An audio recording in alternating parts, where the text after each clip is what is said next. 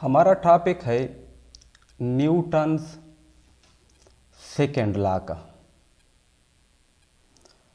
तो बच्चों, Newton second law को हम स्टार्ट देते हैं न्यूटन फर्स्ट लॉ से। तो बच्चों, फर्स्ट लॉ में हमने पढ़ा था कि अगर किसी बॉडी पर नेट फोर्स वो ज़ीरो के बराबर हो तो हम कहते थे कि वो बॉडी या तो रेस्ट में होगी या बच्चों कांस्टेंट वेलोसिटी और ज़ीरो एक्सेलरेशन के साथ वो मूव करेगी।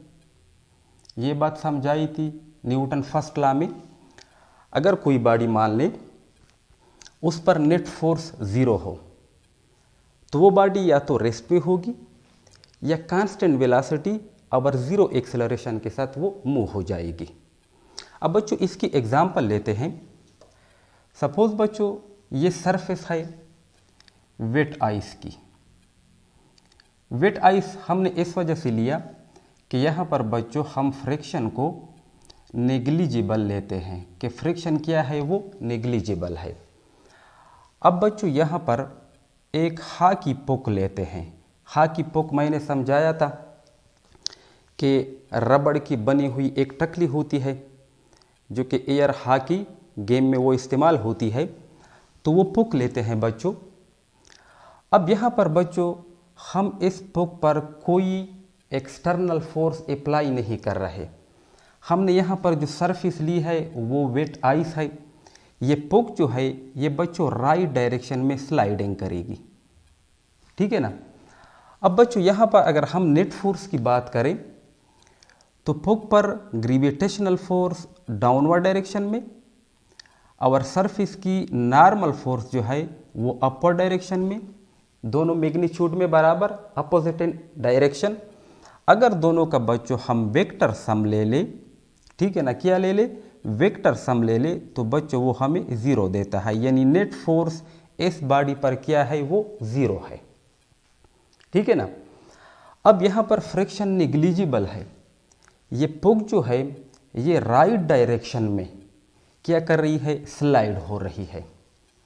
ये पुक जो है ये वेट आइस पर राइट डायरेक्शन में बच्चों क्या हो रही है, स्लाइड हो रही है। अब ये तो था बच्चों कि अगर बॉडी पर नेट फोर्स ज़ीरो के बराबर हो, यानी कोई नेट फोर्स इस पुक पर अमल नहीं कर रही, इस पुक को हमने वेट आइस पर रखा है, तो वो ऑटोमेटिकली नेग्लिजिबल फ्रिक्शन की वजह से राइट डायरेक्शन में क्या करेगा, स्लाइड हो जाएगा। अब बच्चों अगर बॉडी पर हम मान ले कि नेट फोर्स ज़ीरो के बराबर नहीं है तो क्या होगा। तो इसके लिए बच्चों हम एक अदर एग्जाम्पल लेते हैं। तो उस अदर एग्जाम्पल में बच्चों हम सपोज करते हैं कि हमारे पास कोई सरफेस है, उस सरफेस पर हमने पुक को रखा है, ठीक है ना। अब बच्चों इस पुक पर हम नेट फोर्स राइट डायरेक्शन में अप्लाई कर रहे हैं। अब बच्चों जब हम राइट डायरेक्शन में नेट फोर्स इसी पुक पर अप्लाई करेंगे तो पुक तो इसी डायरेक्शन में वी वेलोसिटी के साथ स्लाइड हो रहा है, ठीक है ना। वी वेलोसिटी के साथ ऑटोमेटिकली वो स्लाइड हो रहा है और हमने नेट फोर्स भी राइट डायरेक्शन में अप्लाई किया।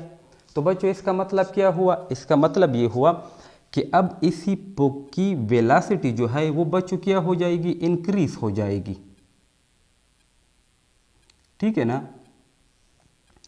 अब बच्चों पुक की वेलोसिटी इंक्रीज हो जाएगी।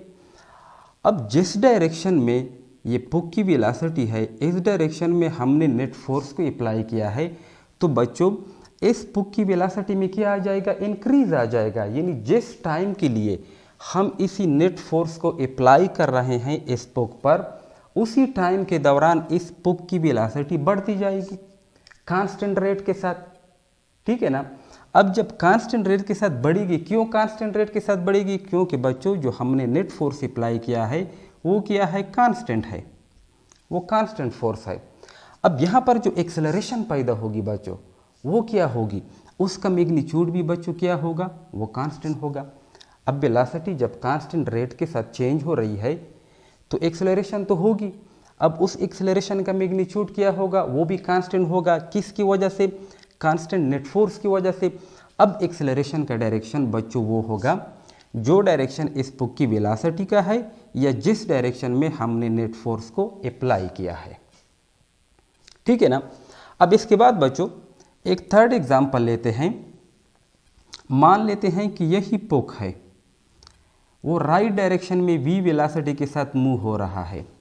अब बच्चों यहाँ पर हम केस को रिवर्स करते हैं। केस की रिवर्स का मतलब क्या है, अब बच्चों इस पुक पर हम अपोजिट डायरेक्शन में नेट फोर्स को अप्लाई कर रहे हैं। तो बच्चों इस पुक की वेलोसिटी क्या हो जाएगी, वो स्लो होती जाएगी।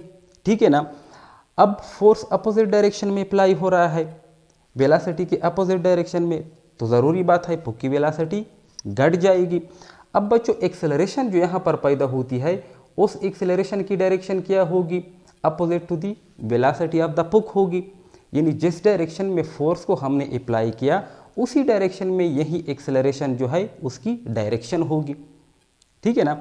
अब बच्चों इन दोनों केसेस का मतलब क्या है, पहले वाले लेक्चर में हमने समझाया था कि एक होती है पॉजिटिव एक्सेलरेशन और एक होती है नेगेटिव एक्सेलरेशन। ठीक है ना। जब बॉडी की स्पीड बढ़ती है इस दौरान जो एक्सेलरेशन पैदा होती है वो उस डायरेक्शन में होती है जिस डायरेक्शन में बॉडी की वेलोसिटी की डायरेक्शन है, या बॉडी की मोशन की जो डायरेक्शन है उसी डायरेक्शन में एक्सेलरेशन की डायरेक्शन होगी। या हम ये कहते थे कि जिस डायरेक्शन में हम फोर्स अप्लाई कर रहे हैं वैसे तो किसी बॉडी की वेलोसिटी नहीं बढ़ती, ज़रूरी बात है कोई एक्सटर्नल फोर्स होगा। अब यहाँ पर हमने फोर्स को एक्सटर्नल अप्लाई किया है, अब इसी फोर्स की डायरेक्शन में ये एक्सेलरेशन होती है जब किसी बॉडी की वेलोसिटी बढ़ती है। ठीक है ना। यानी फोर्स और वेलोसिटी एंड एक्सेलरेशन तीनों का सेम डायरेक्शन होता है, और यहाँ पर इस एक्सेलरेशन को हम पॉजिटिव एक्सेलरेशन कहते हैं। बच्चों अगर यहाँ पर हम जिक्र करें, वेलोसिटी तो इस डायरेक्शन में है, यानी बॉडी राइट डायरेक्शन में मूव हो रहा है। अब फोर्स को हमने अपोजिट डायरेक्शन में अप्लाई किया। ठीक है ना। अब यहाँ पर एक्सेलरेशन की डायरेक्शन वही होगी जो कि फोर्स की। अब बच्चों चूंकि हम न्यूटन सेकेंड लॉ को पढ़ रहे हैं, तो न्यूटन सेकेंड लॉ बच्चों आप लोगों ने क्लासेस में पढ़ा होगा, उसमें हम दो बातें कहते हैं। पहला रिलेशन हम सिंपली लिखते हैं कि एक्सेलरेशन जो है वो डायरेक्टली प्रोपोर्शनल है to the net force acting on the body. और दूसरा केस बच्चों हम लेते हैं कि एक्सेलरेशन जो है वो इनवर्सली प्रोपोर्शनल है to the mass of the body के। ठीक है ना। अब यहाँ पर इन दोनों सिचुएशन को समझाने के लिए हमने तीनों एग्जाम्पल को लिया है। हमारा मकसद इन तीनों एग्जाम्पल में सबसे पहले रिलेशन है फोर्स और एक्सेलरेशन के बीच का। यानी हम इन एग्जाम्पल में ये सीखने की कोशिश करते हैं कि जिस डायरेक्शन में बच्चों फोर्स अप्लाई हो रहा है उसी डायरेक्शन में एक्सेलरेशन की डायरेक्शन होगी। अब एक्सेलरेशन डिपेंड करता है फोर्स पर।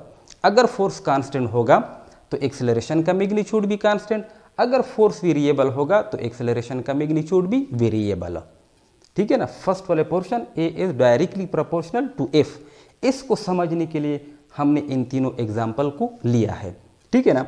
तो यहाँ पर एक्सेलरेशन अपोजिट डायरेक्शन में, यानी जिस डायरेक्शन में फोर्स अप्लाई हो रहा है, और वेलोसिटी डिक्रीज होती है, बॉडी राइट डायरेक्शन में जा रही है, यानी पुक राइट डायरेक्शन में जा रहा है, अपोजिट फोर्स की वजह से उसकी स्पीड स्लो हो जाएगी। ठीक है ना। और एक्सेलरेशन उस डायरेक्शन में जिस डायरेक्शन में ये नेट फोर्स अप्लाई हो रहा है। अब बच्चों इन तीनों एग्जाम्पल का हमारा मेन मकसद यही था कि इन तीनों एग्जाम्पल से हमने क्या सीखा। इन तीनों एग्जाम्पल से हमने बच्चों ये सीखने की कोशिश की कि एक्सेलरेशन और नेट फोर्स के बीच में रिलेशन क्या है। यानी अगर फोर्स जिस डायरेक्शन में बॉडी पर अप्लाई हो रहा है उसी डायरेक्शन में एक्सेलरेशन की डायरेक्शन होगी।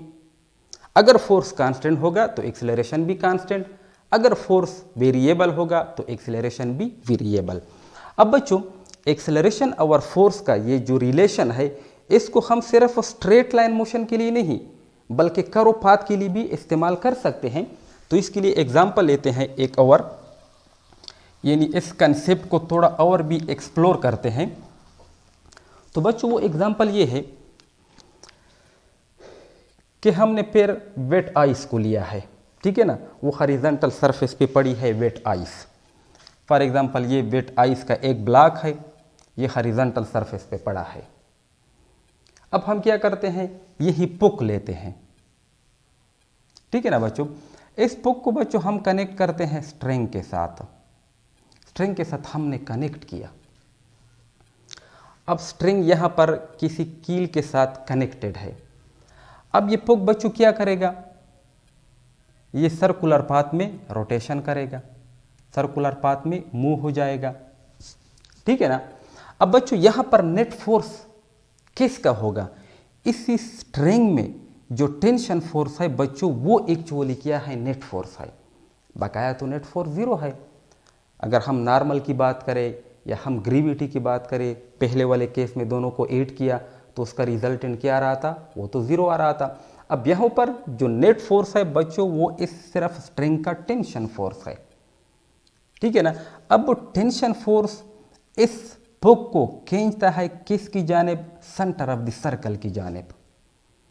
अब यहां पर बच्चों एक्चुअली इस पुक की डायरेक्शन वेलोसिटी का ये है, ठीक है ना। पुक इस डायरेक्शन में जाना चाहता है, चूंकि यहां पर स्ट्रिंग के साथ कनेक्ट है तो नेट फोर्स जो है वो किस डायरेक्शन में है बच्चों, अगर हम समेशन टी लेके या समेशन एफ लेके तो बच्चों सेंटर की जानिब है, ठीक है ना। अब बच्चों यहां पर हम लेते हैं कि ये समेशन एफ यानी जो नेट फोर्स है इसका मैग्नीट्यूड बच्चों क्या है, ये कांस्टेंट है। अब एक्सेलरेशन पैदा होगी, उस एक्सेलरेशन की डायरेक्शन बच्चों क्या होगी, वो भी सेंटर की जानिब होगी, यानी जिस डायरेक्शन में नेट फोर्स उसी डायरेक्शन में एक्सेलरेशन। अब ये बॉडी जो है या ये पुक जो है ये सर्कुलर पाथ में रोटेशन करेगा। अब बच्चों इस पुक की इस मोशन को हम क्या नाम देते हैं, यूनिफॉर्म सर्कुलर मोशन का नाम देते हैं, यूसीएम, यूनिफॉर्म सर्कुलर मोशन।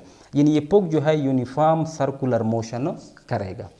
ये ज़रूरी नहीं कि हम सिर्फ स्ट्रेट लाइन पाथ में फोर्स और एक्सेलरेशन के बीच में हम रिलेशन ले सकते हैं, सर्कुलर पाथ में भी है। अब बच्चों चूँकि यहाँ पर फिर हम जिक्र करते हैं सेंट्रीपिटल फोर्स और सेंट्रीपिटल एक्सेलरेशन की, उसको हम कंप्लीट डिटेल के साथ पे सर्कुलर मोशन में डिस्कस करेंगे, पढ़ेंगे, ठीक है ना। अब बच्चों इसके बाद हम थोड़ा और एक्सप्लोर करते हैं इस रिलेशन को, a is directly proportional to F, मज़ीद एक्सप्लोर करते हैं ताकि आप बच्चों का कंसेप्ट मुकम्मल तौर पर क्लियर हो जाए। अब बच्चों ये फ्रिक्शनलेस सरफेस लेते हैं, फ्रिक्शनलेस सरफेस, ठीक है ना, फ्रिक्शन नेग्लिजिबल, फ्रिक्शनलेस सरफेस को हमने लिया। अब बच्चों यहाँ पर हमने फिर पुक को रखा। अब पुक को बच्चों हम कनेक्ट करते हैं स्प्रिंग बैलेंस के साथ, स्प्रिंग बैलेंस के साथ। स्प्रिंग बैलेंस पढ़ाया था बच्चों कि स्प्रिंग बैलेंस जो है ये एक इंस्ट्रूमेंट है जिसकी मदद से हम फोर्स को मेजर करते हैं, यानी फोर्स को हम पैमाइश करते हैं किसको। तो यहाँ तक हमने कहा कि अगर net force summation F for example वो F1 के बराबर है तो एक्सेलरेशन ए हो जाएगी। अब बच्चों अगर हम फोर्स की मैग्नीट्यूड को चेंज करें, यानी नेट फोर्स जो है उसके मैग्नीट्यूड को हम क्या करें, डबल करें, तो बच्चों जो एक्सेलरेशन पैदा होगी उसका मैग्नीट्यूड भी क्या होगा, वो भी डबल हो जाएगा, ठीक है ना। अब अगर हम नेट फोर्स के मैग्नीट्यूड को क्या करें, हाफ करें, यानी हाफ करें, 1/2 F1 करें, तो बच्चों जो एक्सेलरेशन होगी उसका मैग्नीट्यूड भी क्या हो जाएगा, वो भी हाफ हो जाएगा, ठीक है ना। पर बच्चों ये रिलेशन जो है क्या है, given mass of a body के लिए है, यानी आपने जो बॉडी लिया है आप उस बॉडी को चेंज नहीं करेंगे, उसका मास सेम रहेगा। अगर आपने बीच में मास को चेंज किया फिर तो ये रिलेशन डिफरेंट आ जाएगा।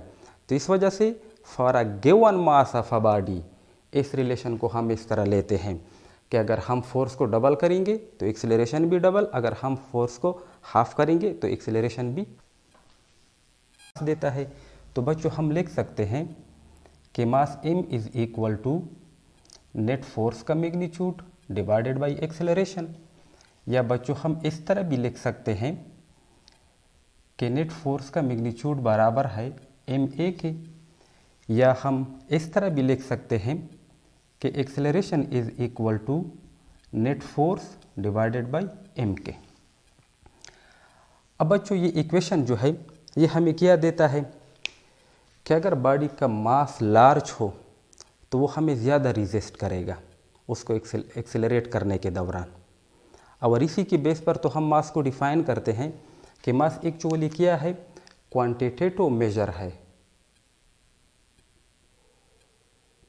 क्वांटिटेटिव मेजर है किसका, इनर्शिया का। ठीक है ना, mass is a quantitative measure of inertia. इसका बच्चों मतलब क्या है, फील ले लो। क्वांटिटेटिव मेजरमेंट का मतलब क्या है, अगर बॉडी की मास ज़्यादा होगी तो उसका इनर्शिया ज़्यादा होगा, वो हमें ज़्यादा रिजिस्ट करेगा। ठीक है ना, तो उसमें एक्सेलरेशन कम पैदा होगी, स्मॉल एक्सेलरेशन होगी। अगर बॉडी का मास कम होगा, ठीक है ना, तो इनर्शिया क्या होगी, कम होगी, वो हमें स्मॉल रेजिस्टेंस पेश करेगा। तो इस दौरान एक्सेलरेशन की मैग्नीट्यूड क्या होगी, वो लार्ज होगी। तो बच्चों एक्चुअली मास की यूनिट क्या है, या इसको मज़ीद एक्सप्लेन करता हूँ, एक एग्जांपल लेते हैं। तो बच्चों आजकल तरबूज का मौसम चल रहा है, ठीक है ना। जब हम मार्केट में जाते हैं तो तरबूज को हाथों में उठाते हैं और अप डाउन उसको पुश देते हैं। हम कॉमन सेंस में ये चेक करते हैं कि तरबूज भारी है या हल्की, हालांकि एक्चुअली हम फोर्स अप्लाई करते हैं अप एंड डाउन पुश के दौरान, सिर्फ ये चेक करने के लिए कि अप एंड डाउन पुश के दौरान ये तरबूज कितनी एक्सेलरेट होती है। अगर तरबूज ज़्यादा एक्सेलरेट हुई, लार्ज एक्सेलरेशन उसमें आ गई, तो इट मीन्स कि तरबूज का मास छोटा है। अगर एक्सेलरेशन का मैग्नीट्यूड स्मॉल है पुश के दौरान जो हम फोर्स अप्लाई करते हैं, तो इसका मतलब क्या है कि तरबूज का मास जो है वो बड़ा है। या हम दूसरा एग्जांपल लेते हैं और टेनिस बॉल और बास्केटबॉल का, दोनों पर हम सेम फोर्स को अप्लाई करते हैं। तो बच्चों बास्केटबॉल जो है उसका मास चूँकि बड़ा है तो उसमें स्मॉल एक्सेलरेशन होगी, ठीक है ना। अब टेनिस बॉल का मास छोटा है तो उसमें लार्ज एक्सेलरेशन होगी, हालांकि हमने सेम फोर्स अप्लाई किया है।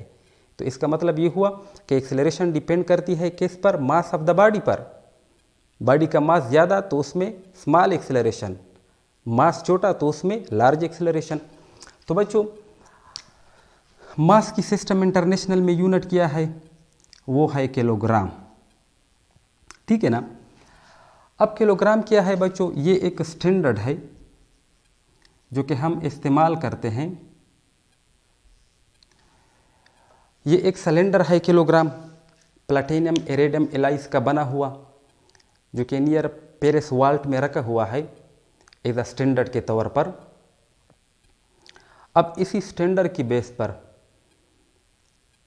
और इस इक्वेशन की बेस पर, इन्हीं दोनों की बेस पर हम न्यूटन को डिफाइन करते हैं। अब बच्चों हम न्यूटन को कैसे डिफाइन करते हैं, हम न्यूटन को डिफाइन करते हैं कि Newton is actually a net force. Newton क्या है, वो एक्चुअली नेट फोर्स है, ठीक है ना, जो कि किसी बॉडी जिसका मास हो 1 किलोग्राम उस पर अप्लाई होके उसमें कितनी एक्सेलरेशन पैदा करे, 1 मीटर पर सेकेंड स्क्वायर एक्सेलरेशन पैदा करे। अब न्यूटन को हमने डिफाइन किया किलोग्राम स्टैंडर्ड और इसी इक्वेशन की बेस पर। अब अगर इसकी यूनिट को बच्चों हम देखें तो हम न्यूटन को लिखते हैं कि न्यूटन किसके बराबर है, 1 किलोग्राम मीटर पर सेकेंड स्क्वायर।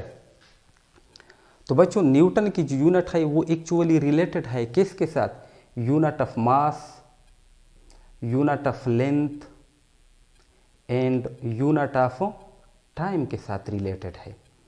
अगर हम देखें तो किलोग्राम मास इंक्लूड है, मीटर लेंथ इंक्लूड है और सेकेंड टाइम इंक्लूड है, ठीक है ना। तो हम न्यूटन को किलोग्राम की स्टैंडर्ड और इसी इक्वेशन के बेस पर डिफाइन करते हैं कि 1 न्यूटन एक्चुअली वो नेट फोर्स है जो कि बॉडी ऑफ मास 1 किलोग्राम में वो 1 मीटर पर सेकेंड स्क्वायर की एक्सेलरेशन जो है वो पैदा करे। ठीक है ना। अब इसके बाद बच्चों हम अननोन मास को फाइंड करने के लिए इस रिलेशन को इस्तेमाल कर सकते हैं। कैसे? अगर हम सपोज करें कि सपोज एक बॉडी है जिस पर हमने कांस्टेंट नेट फोर्स को अप्लाई किया, जिस बॉडी पर हमने अप्लाई किया उस बॉडी का मास है m1 जो कि हमें नोन है, मालूम है। अब उस बॉडी में जो एक्सेलरेशन है a1 उसको हम फाइंड कर सकते हैं। फोर्स मालूम है, मास मालूम है, तो बच्चों हम एक्सेलरेशन को फाइंड कर सकते हैं। अब इसके बाद अगर हम सेकेंड बॉडी को बच्चों ले लें और उस सेकेंड बॉडी पर हम इसी कांस्टेंट फोर्स को अप्लाई करें, फोर्स को हमने चेंज नहीं किया। सेकेंड बॉडी जो हम लेते हैं उसका मास m2 लेते हैं, उसमें जो एक्सेलरेशन बच्चों होगी वो है a2, इसके मैग्नीट्यूड भी हम फाइंड करेंगे। ठीक है ना। तो कैसे हम अननोन मास m2 के मैग्नीट्यूड को मालूम कर सकते हैं? तो हम रिलेशन लिखते हैं m1 a1 is equal to m2 a2 के। तो बच्चों इस रिलेशन को हमने इस तरह क्यों लिखा? वो इस वजह से कि अगर बॉडी m1 है या बॉडी m2 है, दोनों का मास m1 एक का दूसरे का m2, तो दोनों बॉडीज पर बच्चों हमने सेम नेट फोर्स को अप्लाई किया है। तो इस बिना पर हम इस रिलेशन में इक्विलिटी लिख सकते हैं। ठीक है ना। अब अगर इस रिलेशन को बच्चों मैं इस तरह लिखूँ, m2 की जगह m1 लिखूँ, ठीक है ना, m2 की जगह मैंने m1 को लिखा और a1 की जगह मैं a2 को लिखूँगा। तो बच्चों इस रिलेशन के थ्रू हम अननोन मास m2 को फाइंड कर सकते हैं। ये एक्चुअली क्या है? Ratio of the masses of the two bodies is in inverse relation किसको?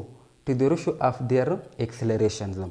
दो बॉडीज के मासेस के बीच में जो रेशियो है वो इनवर्स रिलेशन में है। किसको? उन बॉडीज की जो करस्पॉन्डिंग एक्सेलरेशन है, m2 को a2 और m1 को a1। ठीक है ना। तो बच्चों एक्चुअली मास को हम डिफाइन करते हैं या मास में हम इंक्लूड करते हैं किसको? नंबर ऑफ प्रोटॉन्स को, नंबर ऑफ इलेक्ट्रॉन और नंबर ऑफ न्यूट्रॉन। ठीक है ना। यानी नंबर ऑफ प्रोटॉन, इलेक्ट्रॉन और न्यूट्रॉन चूँकि ये बॉडी में होते हैं तो इससे हम मास को डिफाइन कर सकते हैं। चूँकि हमारे पास कोई प्रैक्टिकल मेथड नहीं है, कोई प्रैक्टिकल तरीका नहीं है जिसके थ्रू हम नंबर ऑफ इलेक्ट्रॉन, प्रोटॉन और न्यूट्रॉन को काउंट कर सके। ठीक है ना। तो ये हमारे लिए मुश्किल है। इस वजह से मास को डिफाइन करने के लिए हम फंडामेंटल क्वांटिटेटिव जो रिलेशन है, जो डिफिनीशन है वो इस्तेमाल करते हैं कि मास एक्चुअली क्या है? Mass actually the quantity of matter contained in a body. Body में मैटर की जो क्वांटिटी है उसको हम मास कहते हैं।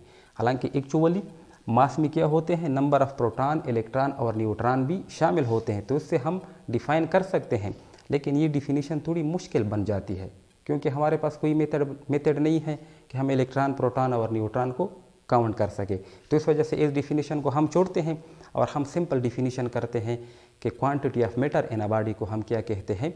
मास कहते हैं। तो बच्चों ये रिलेशन हो गया फोर्स और मास के बीच में। ठीक है ना। इससे हमने एक्सेलरेशन और मास के बीच में रिलेशन को भी लेकर मैंने वो मिटा दिया है कि अगर बॉडी की मास बड़ी हो, एग्जाम्पल भी दिया, तो एक्सेलरेशन छोटी। अगर मास बॉडी की मास छोटी है तो एक्सेलरेशन बड़ी। और यही हम इस्तेमाल करते हैं न्यूटन सेकेंड लॉ को हम कैसे डिफाइन करेंगे।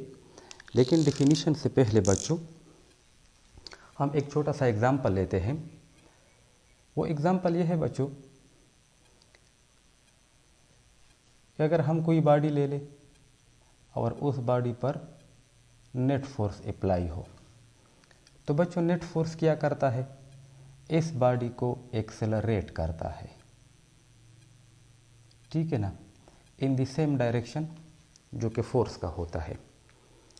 अब बच्चों वो छोटा सा एग्जाम्पल ये है कि अगर हम कोई बॉडी ले ले और हम कहें कि उस बॉडी पर नंबर ऑफ फोर्सेस अप्लाई हैं, F1, F2, F3 up to so on. अब बच्चों ये तमाम फोर्सेस इसी सिंगल बॉडी पर अप्लाई हैं, तो ये तमाम फोर्सेस की जो कंबाइंड इफ़ेक्ट है, या हम इस तरह कह सकते हैं कि ये फोर्सेस जो हैं ये इस बॉडी में सेम एक्सेलरेशन को पैदा करेगी, सेम एक्सेलरेशन को पैदा करेगी। मतलब क्या हुआ कि एक्सेलरेशन का मैग्नीट्यूड एंड डायरेक्शन ये बच्चों क्या होंगे, सेम होंगे। अब बच्चों अगर हम इसी बॉडी को ले लें और हम कहें कि एक सिंगल फोर्स है, ठीक है ना, वो इस बॉडी पर अप्लाई है, तो माना कि ये सिंगल फोर्स इसी बॉडी में वही सेम एक्सेलरेशन पैदा करती है, ठीक है ना, यानी इसका मैग्नीट्यूड एंड डायरेक्शन ये दोनों क्या होंगे, सेम होंगे। ये नंबर ऑफ फोर्सेस भी सेम एक्सेलरेशन यानी मैग्नीट्यूड एंड डायरेक्शन सेम, और ये single force same acceleration magnitude and direction यानी सेम। अब बच्चों इसका मतलब क्या है, इसका मतलब ये है कि हम इन तमाम फोर्सेस की इफ़ेक्ट को एक सिंगल फोर्स की इफ़ेक्ट से रिप्लेस कर सकते हैं। यानी अगर हम कहें कि ये फोर्स जो है ये actually sum of the forces F1 plus F2 plus F3 plus up to so on के बराबर है, तब ये नंबर ऑफ फोर्सेस जो सेम एक्सेलरेशन पैदा करती है इसी बॉडी में, ठीक है ना, तो ये सिंगल फोर्स चूँकि इन फोर्सेस के वेक्टर सम के बराबर है, तो ये भी इसी बॉडी में वही सेम एक्सेलरेशन को पैदा करेगा। यानी इस डिस्कशन को हमने लिया था principal of superposition of forces. यानी यहाँ पर बच्चों principal of superposition of forces hold होती है। प्रिंसिपल ऑफ सुपरपोजिशन को होल्ड करने के लिए कंडीशन क्या है, वो बच्चों कंडीशन ये है कि नेट फोर्स वो ज़ीरो के बराबर नहीं होगा। प्रिंसिपल ऑफ सुपरपोजिशन जब होल्ड होती है या उसके लिए जो कंडीशन है वो ये है कि net force not equal to zero होगा, तब हम principle of superposition of forces को अप्लाई कर सकते हैं, यानी वो होल्ड होती है। अब यहाँ पर एक से एग्जांपल में हमने ये समझा दिया कि इन तमाम फोर्सेस का जो इफ़ेक्ट है या जो ये सेम एक्सेलरेशन पैदा करती है, ठीक है ना, तो ये इफ़ेक्ट एक सिंगल फोर्स की इफ़ेक्ट के बराबर होगा, लेकिन उस वक़्त जब ये सिंगल फोर्स इन तमाम फोर्सेस के वेक्टर सम के बराबर हो, ठीक है ना। तो एक्चुअली बच्चों पहले जो हमने इक्वेशन लिया था, अगर आपको याद हो, कि mass m is equal to summation f divided by a, या इस रिलेशन को हमने इस तरह लिखा था summation f is equal to ma, या इस रिलेशन को हम इस तरह भी लिख सकते हैं a is equal to summation f divided by m के, इस तरह भी लिख सकते हैं, ठीक है ना। अब इस इक्वेशन को बच्चों हम नाम देते हैं इक्वेशन a का, इक्वेशन a का हमने नाम दिया। तो बच्चों ये जो इक्वेशन a है ये एक्चुअली क्या करता है, magnitude of the net force and magnitude of the acceleration को रिलेट करता है। Magnitude of the net force and magnitude of the acceleration को रिलेट करता है। अब बच्चों स्टार्ट से लेकर यहाँ तक जितनी भी स्टेटमेंट थी, जितनी भी एक्सपेरिमेंटल रिजल्ट्स थे, वो सब के सब न्यूटन ने एक सिंगल स्टेटमेंट में उसको पेश किया। यानी जितनी भी स्टार्ट से हमने एग्जाम्पल लिए, उसी तरह न्यूटन ने भी मुख्तलिफ एक्सपेरिमेंट किए थे, मुख्तलिफ रिज़ल्ट्स लिए थे, मुख्तलिफ एक्सपेरिमेंटल रिज़ल्ट को इंक्लूड किया था, उन तमाम को एक सिंगल स्टेटमेंट में मिला दिया। और वो सिंगल स्टेटमेंट जो है उसी को आज भी हम कहते हैं Newton second law of motion. तो बच्चों न्यूटन से अब बच्चों हम सेकेंड लॉ ऑफ मोशन को डिफ़ाइन करते हैं। तो बच्चों उसकी डिफिनीशन ये है, if a net external force acts on a body, the body accelerates। मतलब क्या हुआ, अगर नेट एक्सटर्नल फोर्स बॉडी पर अप्लाई हो जाए तो बॉडी एक्सेलरेट होती है। तो जिस डायरेक्शन में नेट एक्सटर्नल फोर्स होगा उसी डायरेक्शन में बच्चों एक्सेलरेशन की डायरेक्शन होगी। अब हम लिखते हैं the mass of the body times the mass of the body times the acceleration equals to the net external force। मतलब क्या हुआ, यानी हम लिखते हैं कि net external force summation F is equal to mass of the mass of the body times the acceleration equals to the net external force। mass of the body times the acceleration in a body equals to the net external force। यानी हम लिखते हैं summation f is equal to mass multiplied by acceleration के। अब बच्चों अगर हम acceleration की वैल्यू निकाल दें तो हम लिख सकते हैं summation f divided by m के। तो यहाँ पर हम एक्सेलरेशन के through Newton second law of motion की एक अनदर स्टेटमेंट दे सकते हैं, यानी न्यूटन सेकेंड लॉ की अल्टरनेटिव स्टेटमेंट भी है, वो इस रिलेशन से हम उसको डिफाइन करते हैं कि acceleration is in the same direction is the direction of the net external force and is equal to the net external force divided by the body's mass. यानी जो एक्सेलरेशन है वो उसी डायरेक्शन में होगी जिस डायरेक्शन में नेट एक्सटर्नल फोर्स होता है। तो वो एक्सेलरेशन किसके बराबर है, अगर नेट एक्सटर्नल फोर्स को हम डिवाइड करें किस पर, मास ऑफ द बॉडी पर। ठीक है ना, तो ये एक्सेलरेशन के मुताबिक Newton second law of motion की अनदर अल्टरनेटिव स्टेटमेंट है। अब बच्चों Newton second law of motion को हम प्रैक्टिकली अपनी डेली लाइफ में इस्तेमाल करते हैं। बहुत सारे एग्जाम्पल इस तरह हैं कि हम उसको देखते तो हैं पर हमारी समझ में ये नहीं आता कि भाई यहाँ पर Newton second law of motion को अप्लाई किया गया है या ये एप्लीकेबल है। अब उसकी एक एग्जांपल लेता हूँ। बच्चों आजकल मोटरसाइकिल अजीब शेप के आ रहे हैं, तो जो हाई परफॉर्मेंस मोटरसाइकिल होते हैं उसमें इसी Newton second law of motion को अप्लाई किया जाता है। ठीक है ना, जो डिज़ाइनर होते हैं उसकी कोशिश ये होती है कि हम मोटरसाइकिल को कोशिश करते हैं कि ज़्यादा से ज़्यादा लाइटर बना दें और उसमें हम हाई परफॉर्मेंस या पावरफुल इंजन को लगा दें। अब बच्चों जब मोटरसाइकिल की मास कम होगी और यहाँ पर हम या डिज़ाइनर मेकर जो है वो हाई पावरफुल इंजन लगा दे, तो पावरफुल इंजन क्या है, ये एक्सटर्नल फोर्स है। ठीक है ना, अब यहाँ पर मोटरसाइकिल की मास क्या है, वो कम है, मास कम है, फोर्स ज़्यादा है, तो एक्सेलरेशन क्या होगी, वो लार्ज होगी।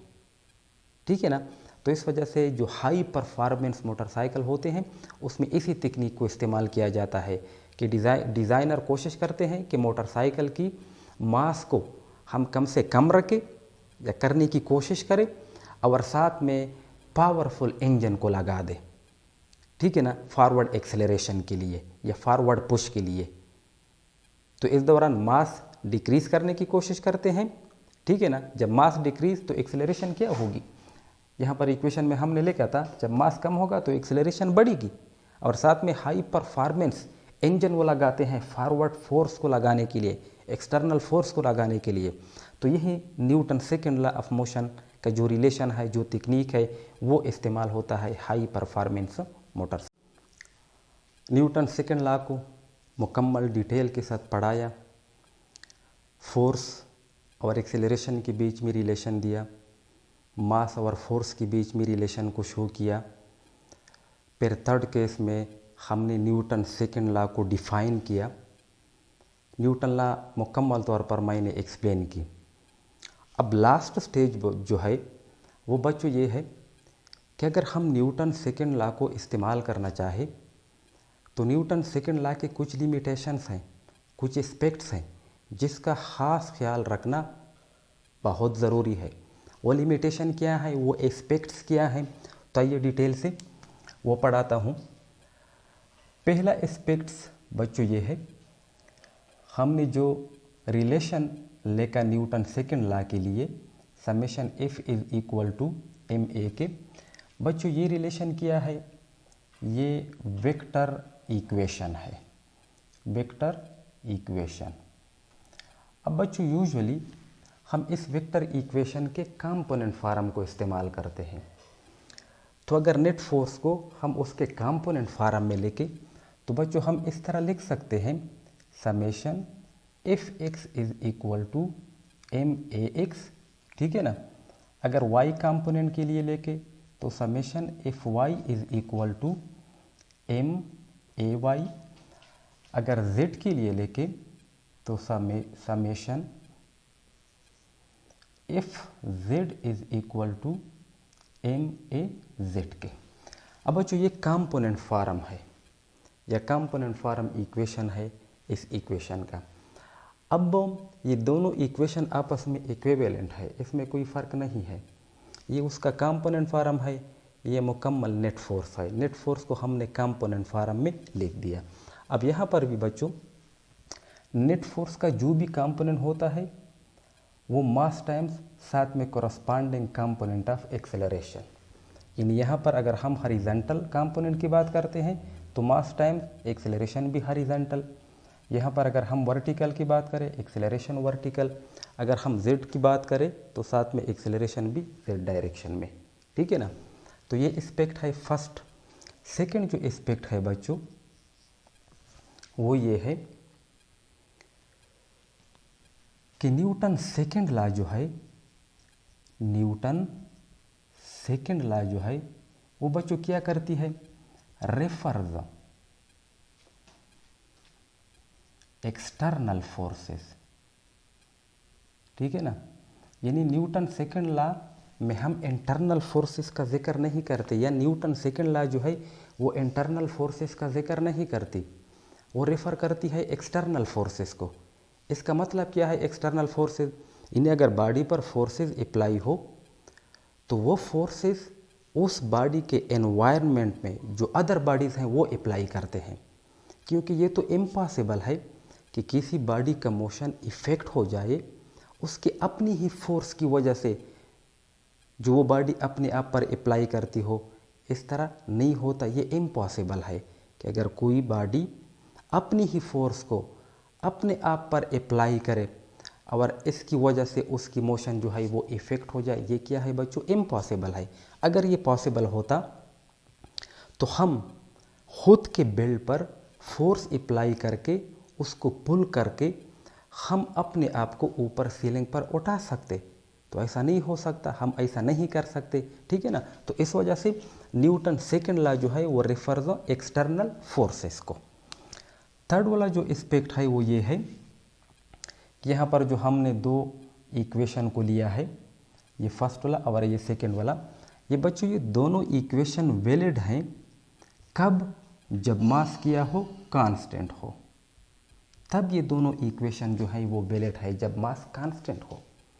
अब बच्चों अगर मास में चेंजेस आ जाए, यानी अगर मासेज में चेंज आ जाए तो इस दौरान उसको बेटर एक्सप्लेनेशन के लिए फिर हम बच्चों कंसेप्ट ऑफ मोमेंटम को इस्तेमाल करते हैं, ठीक है ना।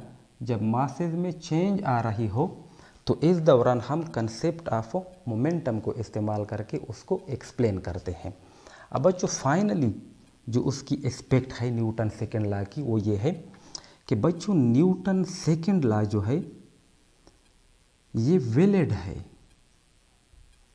कहाँ पर, इनर्शियल फ्रेम्स ऑफ रेफरेंस में, ठीक है ना। इनर्शियल फ्रेम्स ऑफ रेफरेंस में बच्चों न्यूटन सेकंड लॉ जो है ये वैलिड है। और एक्सेलरेटेड व्हीकल जो होते हैं या बॉडीज जो होती है उसके फ्रेम ऑफ रेफरेंस में न्यूटन सेकंड लॉ जो है वो एप्लीकेबल नहीं है, यानी वहाँ पर हम उसको इस्तेमाल नहीं कर सकते। फर्स्ट लॉ की तरह न्यूटन सेकंड लॉ जो है वो सिर्फ इनर्शियल फ्रेम ऑफ रेफरेंस में वैलिड है। तो आई होप क्या बच्चों को वीडियो पसंद आई होगी, क्योंकि न्यूटन सेकेंड लॉ को मैंने डिटेल के साथ स्टेप बाय स्टेप एक्सप्लेन किया। तो मेरी कोशिश होगी कि इस तरह की मज़ीद वीडियोस मैं आपके लिए लेके आऊँ। तो बच्चों मिलते हैं नेक्स्ट वीडियो के साथ।